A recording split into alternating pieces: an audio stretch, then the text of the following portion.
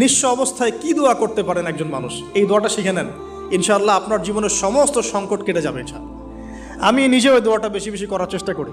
দোয়াটা হচ্ছে, মুসা আলাইহিস সালাম একটা গাছের নিচে হেলান দিয়ে বসলেন, বসে দেখলেন দুইজন মেয়ে দাঁড়িয়ে আছে দূরে, পানি নিতে পারছে না, লোকজন পানি নিয়ে যাচ্ছে, ওরা দাঁড়িয়ে আছে বেচারি। মুসা আলাইহিস সালাম গিয়ে বললেন, কি সমস্যা আপনাদের? এটা নিয়ে আপনারা আবার মেয়েদের সাথে কথা বলার চেষ্টা করেন না, ঠিক আছে? তো মাহারাম গায়রা মাহারাম মেনে চলে। তারা বললেন যে আমাদের বাবা অনেক বৃদ্ধ মানুষ, আমরা পানি নিতে পারি না যতক্ষণ না আমাদের কম পানি নিয়ে চলে যায়। মুসা আলাইহিস সালাম তো একটু বললাম না, ফিজিক্যালি খুব স্ট্রং ছিলেন, থাকে না বডি বিল্ডার, সামনে গিয়ে কথা বলে সরো পানি নিতে দাও, তখন মানুষ একটু মূল্যায়ন করে না। তো মুসা আলাইহিস সালাম এভাবে পানি নিয়ে দিলেন এবং বাছুরদেরকে পানি পান করালেন, করিয়ে গাছের নিচে এসে বসে আছেন।